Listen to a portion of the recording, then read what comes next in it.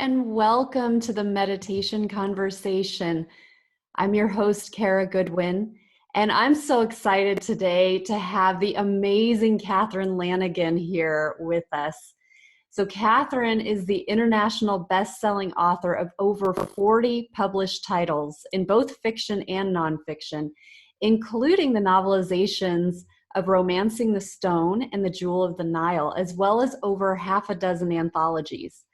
Her book, The Sweetest Heart, was turned into a Hallmark movie, and several of her titles have been chosen for the Literary Guild and Doubleday book clubs. She's won multiple literary awards, and her books have been translated into over a dozen languages. And I met Catherine recently on my last trip up to see the Mitchell Hedges Crystal Skull. You may have heard my previous episode with Bill Homan. And she lives down the street from Bill. So she hosted our group and she was so gracious and amazing. And over time, it came up that she was like this prolific author and like had this amazing backstory, but she was just, holding space for us the whole time. And it took a while for that to even come to light. So when she was eventually telling these stories of these amazing books that she'd written and the supernatural experiences that had happened in the childhood home that we were in. And it came up that she'd written multiple angel stories. It was just too good of an opportunity to share this light intelligence. I just couldn't pass it up. So I had to invite her on, and I'm so happy that she's here with us today. So welcome, Catherine. Thank you so much for being here. Oh, you're welcome, Kara. It's such a pleasure. And it's so good to see you again. We had so much fun, when you were here. It was a great day. Yeah. Yes, yeah. Beautiful, beautiful. Well, I'd like to just start by talking about your incredible writing career. And I was interested to find out that you got off to a bumpy start with an experience in a creative writing class in university, which nearly stopped your writing career in its tracks. So can you share a little bit about that start? Sure. I was a freshman at an all-girls school. It was a Catholic all-girls school in Kalamazoo, Michigan, and highly competitive, by the way. And I was chosen by the head of the English department to participate in a creative writing seminar that was being given by a traveling professor. He was only there for one semester, and he was teaching just seniors, senior literature majors, creative writing. And but the head of the English department got me into his class, and because I had the previous semester I had written my own Greek myth. So, oh, wow. She felt that I know, right? She's like, you can hang. So, yeah, I know. I was just like, oh yeah, gods and goddesses, not a problem. I can do that. Oh, right. So, so I got into his class, and after we were there for about a month, we had to write our own short. And what you did was then, after you wrote the short story, then you presented to the class, and the class would, edit, tell you what you needed to fix, all that kind of stuff. Basically, in my case, it was, throwing the Christians to the lions, because I was the freshman and they were the seniors. So it was a little bit different than probably being another senior. Yeah. I just have to say that, because that's what it was. You were getting hazed. The night before, I was supposed to go into the class.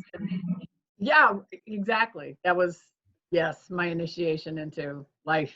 Well, yeah. Anyway, so I, the professor called me into his office the night before and said he wanted to talk to me. And it was after dinner, so, it was kind of unusual. But anyway, I went to his office, and he was this really big guy. I mean, he was like 6'6", and the horn-rimmed glasses, and huge, and he had a camel-colored jacket on with the leather patches on. I was gonna say with the elbow patches. Yeah, it's just like right out of a movie, right? Yeah. You know, and I mean, if it had a pipe, that would have just really finished it all off, but he didn't. Yeah.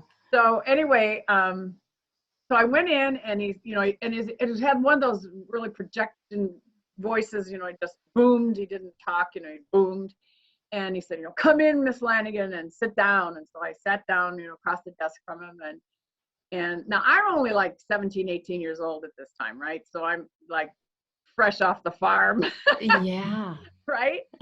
And so anyway, he had my manuscript. Well, I call it a manuscript now, but my little short story, you know, I was in a little folder. And he takes it and he throws it at me. It skips across the desk, lands in my lap, and he says, frankly, Miss Lanigan, your writing stinks. And I'm thinking, you know, I was so built up. I thought for sure this guy is going to tell me how great my story is, and he really loved it, and it's ready for publication. You know how if you're 17, you build all this kind of stuff. This was not what I was expecting. I mean, I went from being top of the world to bottom of the valley, you know, and a crash, boom. And I said, excuse me, you know, you want to run that by me again? And he said, you know, I have no idea how Sister Dorothy Smith recommended you for my class. You have absolutely no business being here. You know, these other women they already had jobs waiting for them in New York and Philadelphia. And one girl had a job at the Globe already, you know, Boston. Wow. Yeah, I know. Another one was at Mademoiselle magazine. I was just like, geez. You know, so anyway, he said, you have no idea of what characterization is. You have no idea about plot. He said, the only thing that I can say about your writing is that your description is nice. And all I could think of was Henry James's Washington Square, when Catherine is talking to her father, and her lover has just run away, you know, left her, he's taken the money and left her there. And her father says, look at it this way, Catherine, your embroidery is nice. And that's all I could think of, you know. I was like, oh my God, you know, my world just ended, because I was going to go on. I wanted to be a journalist. I wanted to go around the world. This way I could travel and you know, do all these wonderful things and meet really interesting people and do fun things and all that kind of stuff. Plus I get to write about them. And all that went crashing right down the barrel. So anyway, when he said, you know, I am very mindful of the fact that you came into this school and you said that you wanted to graduate summa cum laude, which I did. Because when in that school, when you came in, they said, what are your aspirations? And I said, well, I want to graduate summa cum laude. I want 4.0. And they all just went, yeah, sure. Well, he said, you know, there's no way you're going to do it, because he said, it's too late for you to take a pass fail, you know, to get out of my class. And I just thought, I've never gotten out of anything in my life, and I'm going to see this through. I'm going to march it through. And so he said, I'll tell you what I'll do. I'll make a bargain with you. If you promise never to write another thing ever again, I will give you a B in my class, and you'll at least get through, and maybe you can make that summa. And I sat there and I just went, it's a deal. And that night I walked out of there, and I mean, everything, I was crushed. I was absolutely demoralized and discouraged. I went back to my dorm, and I got my little metal waste can and a pack of matches, and I went up to the dorm roof where we had a sun deck up there, and I lit it on fire, and I burned the manuscript, and I said, I will never, ever believe in dreams again. And if I can't see it, taste it, chew it, spit it out, and it isn't real, it's not real, and I will never do this again. And so I didn't write anything for 14 years. That's remarkable. Looking back on that, do you have any idea what the impetus was for him to do that? For a long time, I mean, I was 30 years old and writing my first book at that time. And I was working in a swimming pool and spa store at the time. And I was a single mom taking care of my baby and all this kind of thing. And I had this customer we were doing his backyard for him and stuff. And he was a psychiatrist. And he heard me typing in the back. He said, "Wow, you're really going away at something." So that a report or something. I said, "Well, actually, I'm writing a book." And so anyway, we started talking about it because I had been at his house to design his backyard and all this kind of stuff. So had gotten to know each other a little bit. And he said, "Do you know why he did that?" And I said, "No, I don't." I said, "I just guessed that my work was really, really bad." And he said, "That's not the reason." He said, "That was number one, it was a violent attack because he threw the manuscript at you. He didn't hand it to you. He didn't give it to you as you left or anything. It skidded across the desk." And he said, "So he used force when he tossed it down." He said, "So that's a violent attack. Second of all," he said, "he made a bargain with you, a bargain with the devil. You sold your soul for this bargain." And he said, "The fact that he brought the bargain up," he said, "tells me everything." And I said, "What is it?" And he said, "He saw something in you that made him jealous and it scared him." And he said, "So he had to stop you." So the dark side of him, his jealous side, had to stop you. And he said, he knew he could do it because he had power over you. You're only 17, 18 years old. And I said, "Yeah, I was." And he said, and he was the all-knowing, professor, because he was from Princeton or Yale or some Ivy League school, on the East Coast or something. I can't remember now exactly where it was because it was only there for one semester. Yeah. So I have used that. In fact, Jack Canfield today still, when he starts his lectures and stuff, tells my story. Really? Yeah, he tells my story. So Jack Canfield is a Chicken Soup for the Soul, and we did a couple of books together. And he said, that's one of the most dramatic, I'm going to stop you in your tracks kind of story I've ever heard. And he said, and then for you to go on and do what you did, shows a tremendous amount of courage. And I said, either that or I'm really stubborn. Yeah. Well, I mean, you need that. Like there was something within you. I know it shut you down for a few years. That's such a tender age to have experienced that.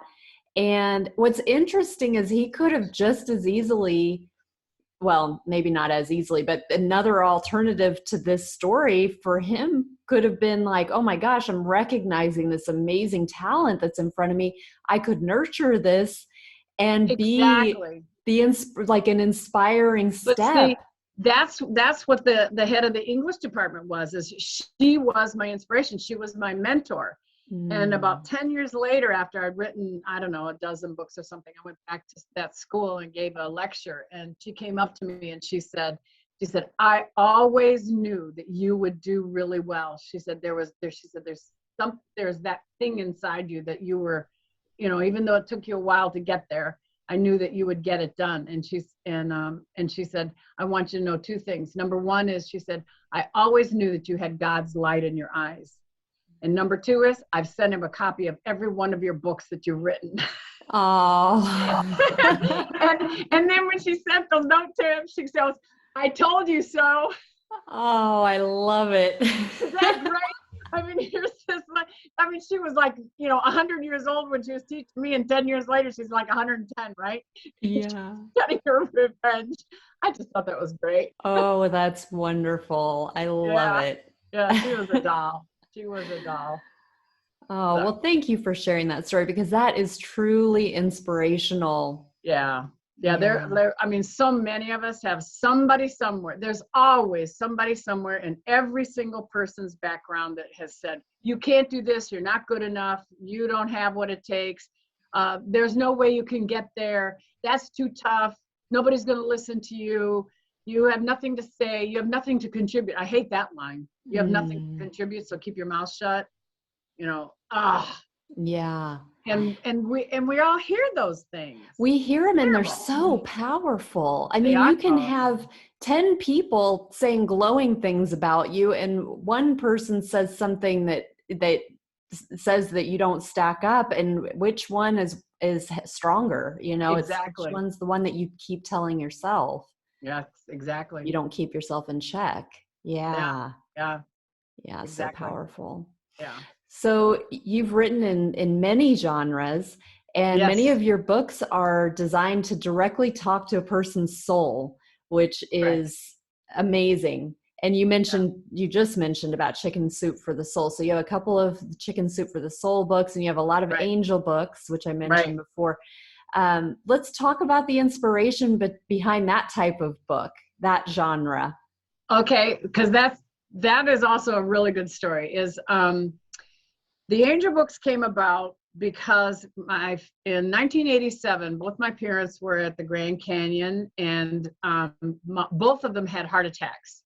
And my mother had a heart attack first, fell to the ground. The EMTs came, got my mom, put her in the ambulance. My dad, was driving his car, behind, and they got her because they had to take her to Flagstaff, to the hospital in Flagstaff.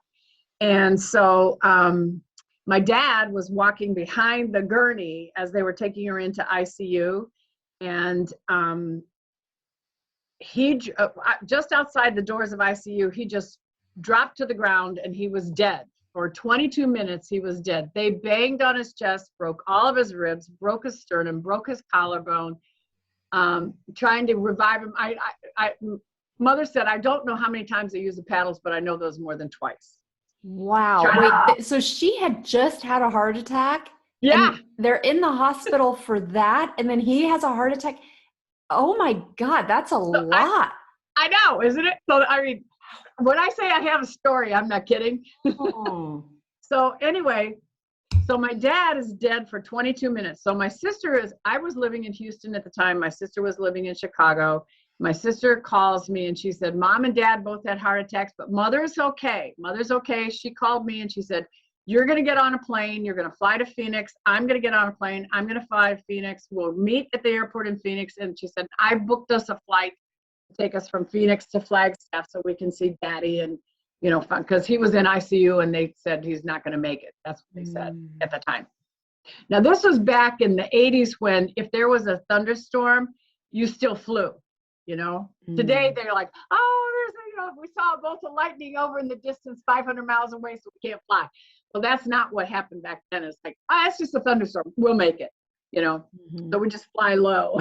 Yeah. Right? So anyway, so I met my sister in Phoenix, and then we flew up to Flagstaff, and it was about midnight by the time we rented the car, got to the hospital, and walked into ICU. And the nurses and everybody knew we were coming, so it wasn't a problem or anything like that. And we walked in, and my dad said, he goes, oh, Kath, you're here. And I said, Daddy, how are you doing? He said, I'm so glad you're here. He said, I have so much to tell you. And I said, you have so much to tell me? And he goes, yeah. And I said, what do you have to tell me? And he said, well, first of all, I have to tell you that I love you. Now, I was 43 years old when he said this. And that was the first time in my life that my father said, I love you without me prompting it first. It was always, I love you too, not just coming out and saying, I love you, So both my sister and I just went, what? Oh, wow. That was a big deal. So then anyway, what happened was he was dead for 22 minutes and he went to the other side. He said, well, I went to the other side. Now he was a very, very strict Catholic, and Catholics don't call heaven the other side. They call it heaven. And so I said, you mean heaven? He goes, no, that's not what they call it. They call it the otother side. Oh, wow. And I said, really? How interesting is that? Which I knew that, but he didn't know that. And I said, so did you see angels over there? And he said, no, I was talking to the being of light. And I said, the being of light. And he said, yeah, that's who I was talking to. And now my father was one of the most brilliant men I've ever met in my entire life. He was Phi Beta Kappa. He had a photographic memory. He was the county attorney here. He was an attorney all of his life. He was absolutely brilliant. So this is not just some, body spewing this stuff off. This was very intellectual person. Very intellectual man telling me this, exactly cataloging what he saw and all the details that he saw when he saw them and what he went through. So he said, he goes, the being of light told me that you're going to write a book. And I said, well, since I've already written about 10 of them, that would not be all that tough. And he goes, no, you're going to write a different kind of book. And I said, what kind of book am I going to write? And he said, you're going to start writing books about angels. And he said, you're going to take people's story, all of our stories of our family, all your stories. He said, all those stories that, you know, your mother and I did not believe you when they happened, when you saw angels and you talked to angels and we didn't believe you, you're going to write them all down. And then you're going to catalog them and you're going to put them in a book. And he said, and then when you die, you will be judged on this. And I was like, okay. And my first thought was, I need to get cracking and quick. Yeah. Right? Yeah. Yeah. Apparently heart attacks are going around right now and at this point. So you better get done. Yeah, exactly. I was like, you can. know, they took 2 of them down, so I better get ready. Right. So anyway, so I said to him, I said, well, did you talk to angels? And he goes, no, just the being of light. And he said, angels, you know, they are those other guys. They're not beings of light. And I go, okay. And he goes, nope. Angels are they're a species all unto their own. And he said, they're there. And he said, but that I didn't talk to any of them. He said, he said, they came to talk to me about you.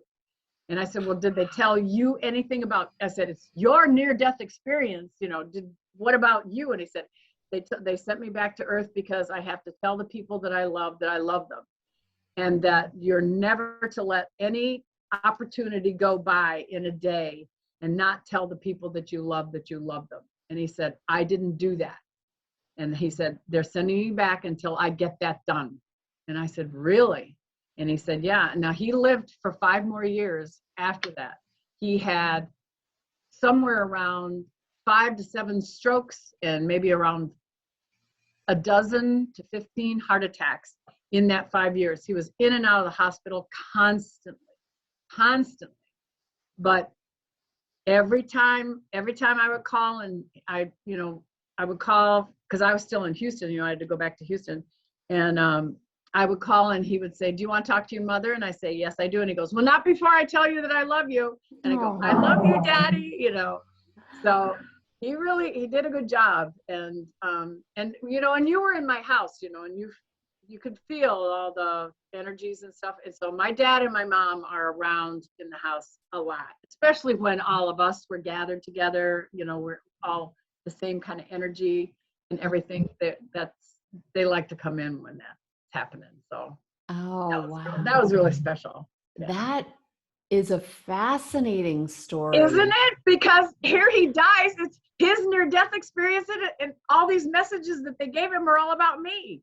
Right. Like, yeah, they said that was part of my destiny. They told him what there's specific things that I had to do at specific times in my life, and they were my destiny, and that I had to learn to just follow my destiny, follow my heart, follow my destiny. And when just kind of like let everything go. And then when it happens, then I jump, which I do. You know, I'm big on the jump thing. Yeah. Well, the other really fascinating thing with that is that, you know, I don't know how old he was in 87. He was 60. No, he would be he was 69. He was 69 years old. So he's had 69 years entrenched in his religion, where he had his ideas about how it all worked in heaven. Exactly. And then he has this one experience that lasts 22 minutes, and he doesn't question it. Everything kind of turns on his head, and he's like this, and he knows. Yeah, you know, it goes from belief to a knowingness, and it doesn't exactly match up. It didn't match up. The belief was. That's right. Which is so powerful. This is like, I love hearing about near-death experiences because of that. You know, there's this universality, there's this wisdom that is universal that comes through that, and these people, it's so powerful. They don't question. They just, it's a knowing. Yeah, it is. It's an knowing, and it's an acceptance. And then when he died, when he actually was in the hospital dying for the last time, you know, I kept saying to him, I said, now, are you really sure that this time you're really going to die? And he goes, Yeah, I think this is it. You know, they're here. They said they're Really? coming for me, and they were in the room. You know, the angels were in the room, and I had flown up a couple of times when he had either a heart attack or a stroke. Heart attacks mostly. One time I came up when he had a stroke, and he couldn't talk, and I said, "Are you going to get well?" And he goes, "Yes." He said, "I still got to play another round of golf." Oh, wow. And we live across from the golf course, as you know. Right. Yeah. So that golf course was calling him to get out Yeah. there, get his gloves and do the deal. Yeah. So it was, but anyway, one time that I came up, he had a heart attack, and he was not in ICU, but in a regular room. And I flew up, and I was sitting there, and I was reading a magazine, and my mother was sitting next to him. He was in the bed, and then she was sitting in a chair next to him, and she was doing some needlepoint or something. And it's just the UPS guy. Okay. So you can get it if you want to. I can. No, that's fine. Okay. And so I was sitting there, and I said, "Daddy, there's a little boy that's standing next to you." And he said, "Really? What does he look like?" And I said, "Well, he's about maybe 2.5 years old, and he's got little Oxfords that lace up above the ankle, and short pants and suspenders and a white shirt." And I said, "It looks like it's like 1912, 13. It's like World War I. Like a little boy would be dressed in World War I. Well, my father was born in 1950. So, and he said, what else does he look like? I said, he's got red hair and blue eyes. He goes, "Blue eyes like mine?" And I said, "Yes." And he said, "Blue eyes like yours?" And I said, "Yes." And I said, he says his name is Andrew. My mother starts laughing, and she goes, "This is crazy." And I said, "Well, he says he's your brother." And the mother laughs again, and she says, "That's ridiculous. Your father never had a brother whose name is Andrew." Now, my parents were married for 43 years at this point, right? My dad turns to my mother and says, "I never told you I had a brother whose name was Andrew, and he died when he was 2.5 years old of scarlet fever. He had red hair and blue eyes." Oh my gosh, I've got chills all over. I got chills right now. I'm just like, wow, Oh my gosh. It was right in the room, and I said, "Well, he said," and then my dad says, "So is he here to come get me?" And I said, "No, he just wanted me to know who he was." And I said, "No, he's going now." My mom is like freaking out, Yeah. And then my dad says, "Catherine, there is a human being sitting on your head." And I said, "Really?" And then all of a sudden I saw that out of the corner of my eye, I see this woman standing next to me. And I said, "Well, she's not sitting on my head. She was standing behind me." And he goes, "Yeah, that's right." And I said, "Is she in a riding habit, a brown and velvet lapels riding habit?" And he said, "Yes." And I said, "She's got boots on and a little hat on her head?" And he said, "Yes." And he said, "She has big eyes, really big eyes like you have?" And I said, "Yes." And I said, "Ask her if her name is Barbara." And he said, "She's nodding her head yes." And he said, "Her clothes are really expensive." And I said, "Yes, they are." And my mother said, "Barbara, who's that?" And I said, "She's related to you, Mother." And she goes, "That's my Aunt Barbara?"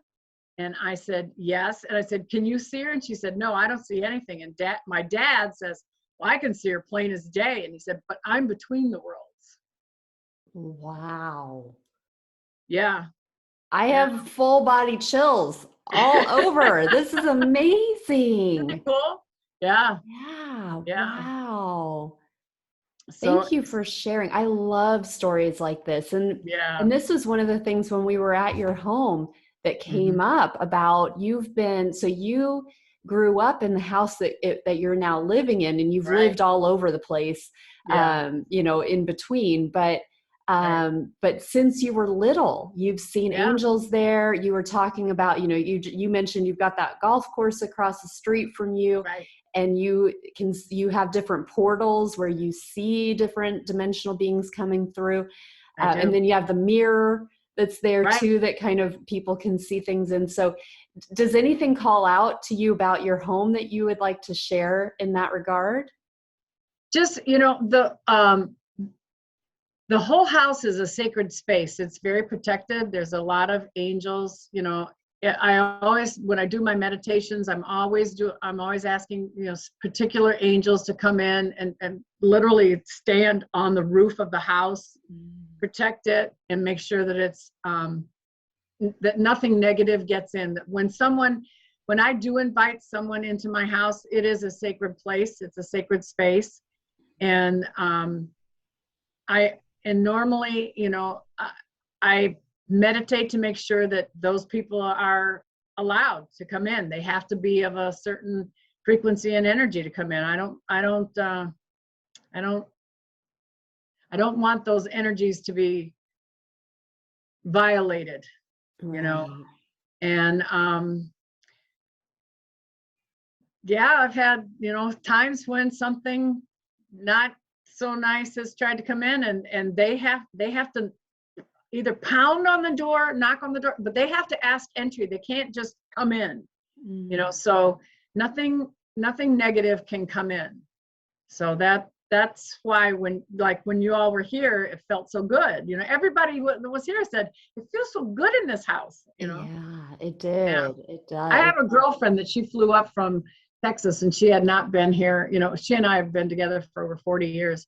And she came in, she said, the walls of this house drip love.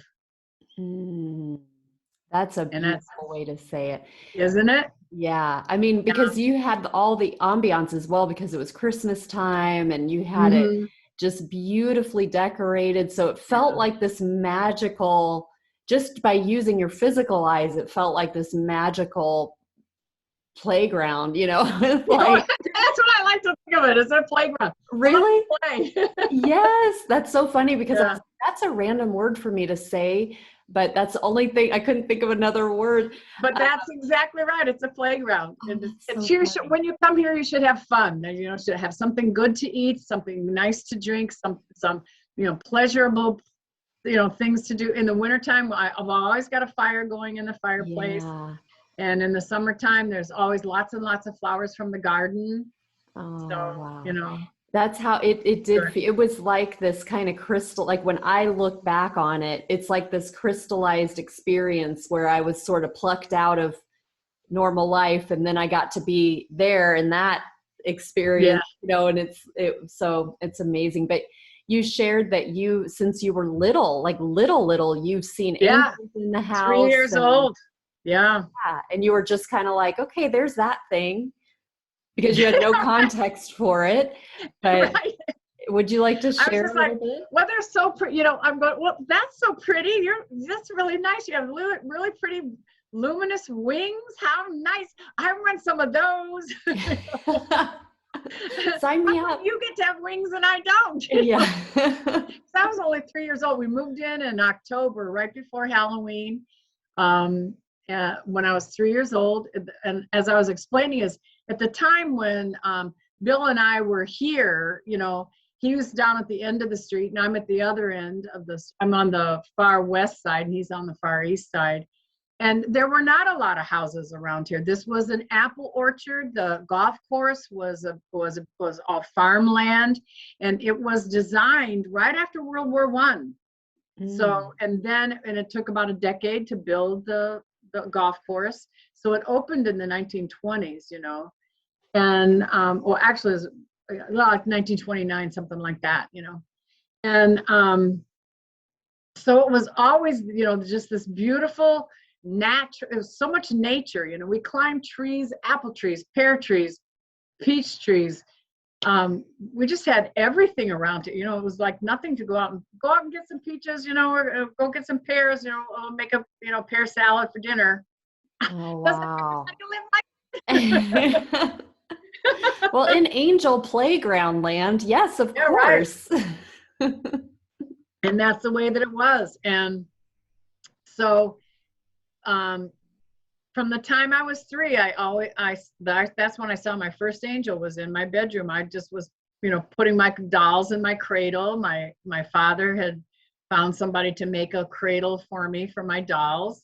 And so I had just put my dolls in my cradle, and I turned around and boom, here's this, 6, 7 foot tall, beautiful, gorgeous angel, androgynous. I'm going, couldn't tell if it was a guy or a girl, but long hair. And I'm going, well, it's got long hair. That's gotta be something, Yeah. But just glowing and, just white and gold everywhere. Just, and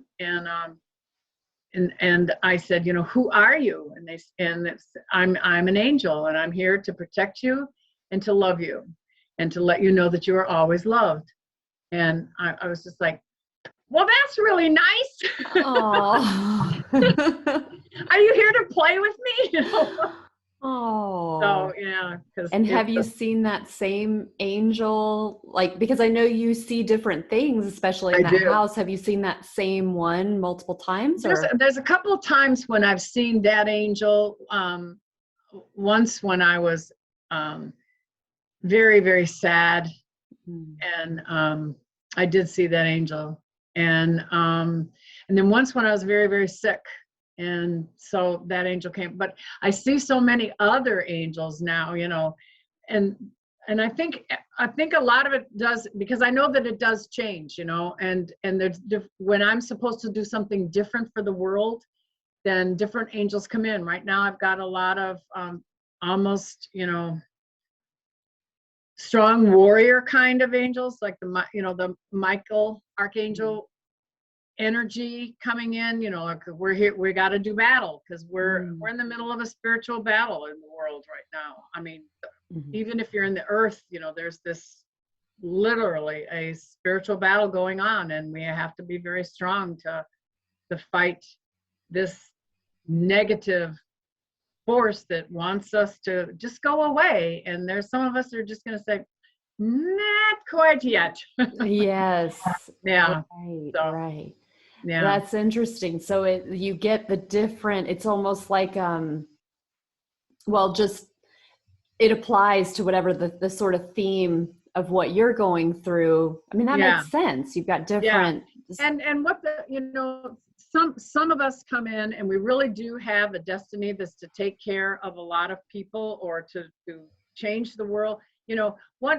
When you look at, I'm a history major along with being a literary major. And when you really look at the context of societies at different times in our history and everything, literally one person, 2 people can change the course of a war. They can change the world, just by one thing that they did, when they just said, I'm going to keep going. On my desk, I don't know if I showed it to you, but I have a little gold thing that says, never, never, never, never quit. Winston Churchill. And he changed the course of the world because he would not quit. When everyone else was sleeping, he wasn't.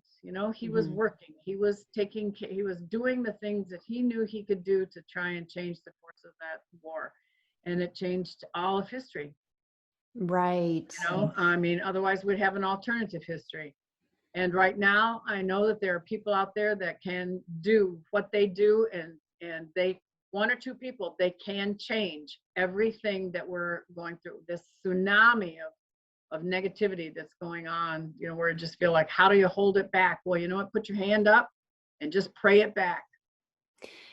Thank you for that, because sometimes it does feel discouraging that there's not like I don't see like a proper leader right now for the light side. There are a lot of people coming out. It just seems like there are all these factions, and there doesn't seem to be like all we need to do is like follow this, for the masses is what I mean. Yeah.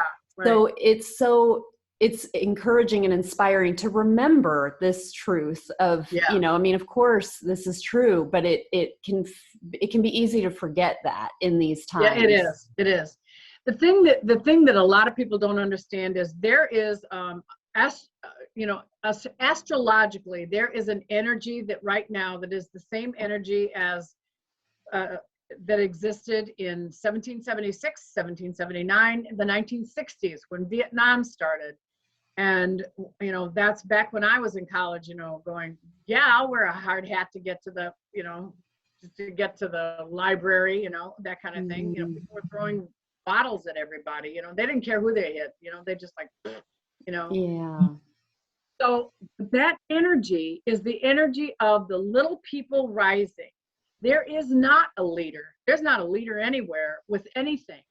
And the one thing that we need to understand as being light workers is that we have a tremendous amount of power, and a tremendous amount of power that as a group, if we put our hands up and say, I am giving this prayer, this love, this energy to hold off all the negative, we can push it away. We can do that.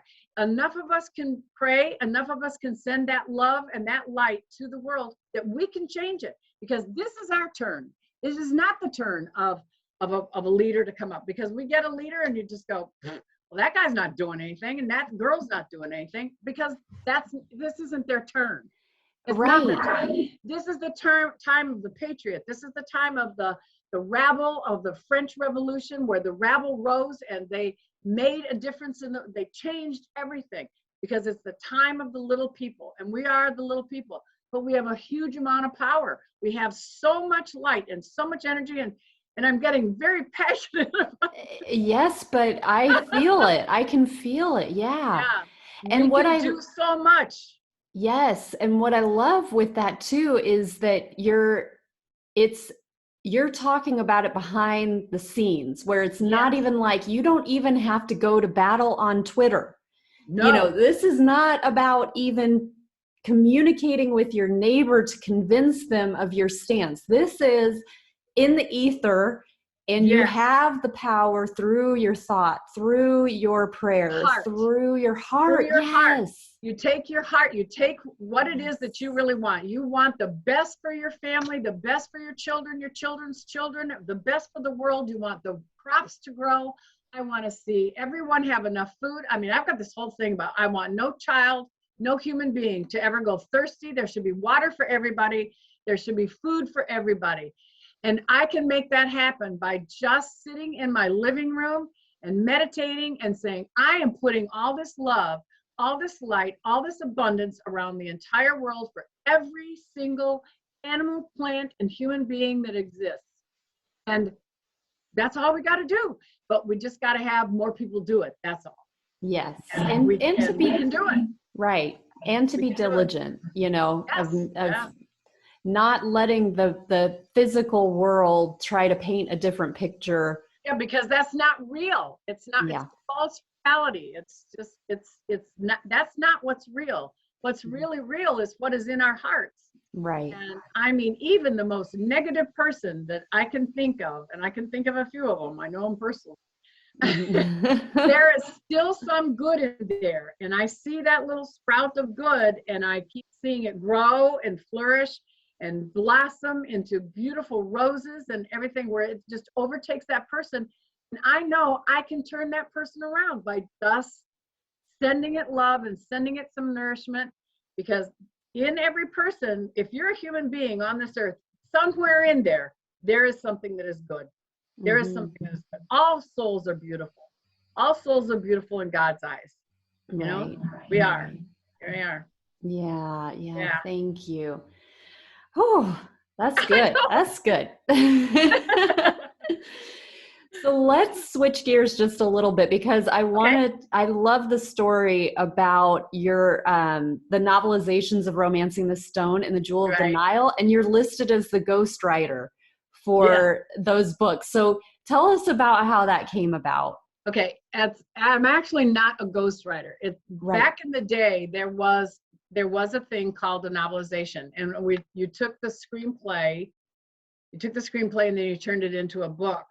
So a ghostwriter is somebody that actually writes the book, and there's no screenplay or anything like that. They actually write the book, and then they just change their name. The name that's on the Romancing the Stone, it says written by Joan Wilder. Well, that's the name of the character in the book. That was Michael Douglas's idea to advertise both the book and the film at the same time. He wanted to have Kathleen Turner and Catherine Lanigan be the two Joan Wilders. And then we would go out and we would do all the advertising. You know, she was going to promote the film, and then I promoted the book, which we did. We did do that. He sent me, you know, halfway across the world to promote the film and the book, which we did. And those are some wild experiences. But oh yeah, it was great. It was great. But anyway, that's what happened was that my agent called me one day. I had just signed a contract for a very big, like an epic kind of book, a multi-generational saga thing, you know, that I knew was going to take me 2-3 years to write. But anyway, she said, I just got off the phone with your editor, and she said, I've got a proposition for you. We want you to put your big book aside and then do this project that we've got. And I said, well, what's the project? And she said, well, it's a novelization. I said, well, what's that? And she goes, well, how the hell should I know? I've never done one. Yeah. And she said, well, Michael Douglas is shooting this film called Romancing the Stone. Kathleen Turner's in it, Danny DeVito's in it, you know, and she named a couple other people. And she said, so what he wants is to take this screenplay and then turn it into a book. And then the book is going to come out 2 months before the film comes out. And now this was in August of 1983. And so she said, I want you to call Paige, your editor. And she said, she's going to give you all the details. And I said, well, since you don't know what a novelization is, she says, she'll tell you everything. You don't need to worry about it. And this is your book editor called Paige. How perfect is that? I know. Is that Did great? You write that? No. Yeah, you can't make this stuff up, right? I guess not. So I called Paige, and she was the acquisitions editor for Avon Books at the time. And so she says, yes, we've got this. And she said, you know, you're the only person in my stable that can do this work. And I said, why is that? And she said, because you can write fast. And I go, really? So how fast are we talking? She goes, well, you know, she said, I read the screenplay. It's 99 pages. It's really cute. I think you're going to love it. Now, this is before there was FedEx. You got to remember, this is before FedEx. So there's no overnight delivery for anything. They're in New York. I'm in Houston. It's a little ways away from each other, right? Right. So she says, what I need you to do is you take the screenplay, and she said, you need to fill in all the blanks and give us the description and stuff. She said, there'll be a little bit of research that you're going to have to do and everything. And I said, oh, okay. And I said, well, how fast are we talking here that we got to have this done? She goes, well, that's a little bit of a story there. And I said, what? 28 days. And I go, 28 days? This is on a typewriter with correct tape, right? There's no computer, there's no cut and paste, there's none of this kind of stuff, right? Oh, wow. There's not even pagination, you know, back then. Yeah. You had to put the number at the bottom of the page. Oh, well, anyway, goodness. so I said, 28 days. And she goes, well, first you have to read the screenplay to see if you want to do it. Because she said, if you don't want to do it, we're not going to take on the project. I went, okay. So now what there was Blue Label. And so Blue Label, the United States Post Office could get you something in 3 days. So it was like, kind of like priority mail, you know, is now, but it was called Blue Label back then. So anyway, I get the screenplay, and of course it's darling, you know, it's absolutely darling. And I loved it. So I called Paige back, and I said, I really liked it. And I said, I said, I'm going to take it on. I'm going to take on the project. And I said, but now I've got 3 days, you know, now I'm down 3 days. And she said, yes. And then you got to allow 3 days off of that in order to get it back to me. Oh my goodness. So I'm going, all right, now I'm down to like 20 days, you know, write this thing. So I was working at the time. I had to get a sabbatical from work because I was at the typewriter 15, 16 hours a day to write this thing. And I still had to do some, the whole thing takes place in Colombia, right? I've never been to Colombia. I don't know anything about Colombia. I've been to New York, but I didn't know anything about Colombia. It's a little bit different, I guess. But. So I'm, looking up all the birds and all this kind of stuff that he's got and all that kind of thing. So anyway, I called so I said to Paige, I said, all right, now, before I go, I need to know exactly how long this needs to be, since I've only got now 20 days to, so I'm thinking 200 pages, right? She goes, the usual 360 pages. I said, like a usual book? Oh my God. Are you kidding me? Yeah. So anyway, so then I called my agent up again, and I said, you're not going to believe this. I said, I have to have this thing done in 20 days, and it's got to be 365 pages. And she goes, you can do it. I know you can do it. And I told her I'd already quit my job and all this kind of stuff. And she goes, now, one thing I want you to remember when you start writing this thing. And I said, what is that? And she said, if by some fluke that this movie is a hit and becomes a classic, it better be the best damn writing you've ever done.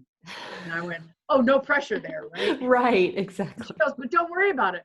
Who's ever going to go see a movie called Romancing the Stone? Many, many people. like 30 years. Yes, right. Right? So anyway, I did, and of course it did become a hit, and I did go, halfway around the world to promote it, and all across the United States. I was on book tour for like a month in the States alone, Canada, and then they sent me to Sicily and Rome and Italy to promote the book over there. Darn it. And I know. Poor thing. Oh my God, such bad luck, right? So that's how that, and then from there, they no more than walked out of the theater when they had just the preview, when they were just, the critics were seeing it, the preview, before it even hit the theaters. The book became a bestseller within 10 days of it being out on the market. Seriously, I was on more television and radio shows than you can possibly imagine. I got laryngitis. I was like, oh my gosh, wow. But we promoted the heck out of that book, and the book was on all the bestseller lists. We really did well with the book. And then that did help the film, get some traction before it even. So he was right. It was a good idea. They were very popular at that time. And then as they were walking out of the theater, when the critics were all, oohing and on, already 20th Century Fox had come to them and said, all right, we want to do a sequel. So they were already talking about which became Jewel of the Nile later, a year later. And of course, because I was already the novels that I'd done the novelization for the first one, I got to do the novelization for the second one. So. Oh, wow. That's amazing. Yeah. So I know that you've stayed very busy for a long time. Right. What can we look forward to next from Catherine Lanigan? Well, the next thing is I'm doing my teleplays and series on Lily and Zane, which is a series of adventures that are they're spiritual and galactic at the same time. Ooh. and also very and a lot of fun. The kids, there's 3 kids in the Lily and Zane adventures. Lily, and then Zane, and then his little brother Teddy. And all three of the kids have psi powers. So they're not super kids where they're, that's, like a Marvel comic or anything. These are real kids in real stories, real situations, how they get in and out of trouble. There's always some bumbling, very funny, bad guys. And then there's some really, really, really bad guys, which is always the case. And her father, Lily's father, is an archaeologist, and he's always finding some, really great, treasures and stuff that are kind of, interesting things. And everything is extremely well researched. So we've got, real treasures that, real people are, after, but, as always, the kids always find something else along with, the pearls and the rubies and the sapphires and the stones and things. So they're really Oh, fun. They're really fun. So we're trying to get that, picked up as a television series. So oh, that's, cool. yeah. So that's really exciting. Really exciting. Yeah, Yeah, yeah. yeah. So how can people access your work? Well, there's several things that are still up on Amazon. I have a website. It's www.CatherineLanigan. That's Catherine with a C, CatherineLanigan.com. And you can just Google me and you can find, Barnes and Nobles has plenty of books and stuff. So yeah, Okay, great. Well, I'll yeah. put a link to your website in the show notes so that people can Thank you. easily access that. Thank you. Thank you. Well, what a joy it has been. This has just really, really been so fulfilling. I just feel Oh, like good. I've had a really nourishing meal or something. This has been really Oh, great. So thank you thank you. so much for coming on and sharing all your wisdom and stories with us. And thank you for having me. This is so much fun. And you got to let me know when you're going to come up again and visit. Oh, absolutely. Yeah, I can't wait. It'll be Yeah, great. that'll be fun. Good. Thank you so much. All right. You have a great day and a blessed day. Thank you.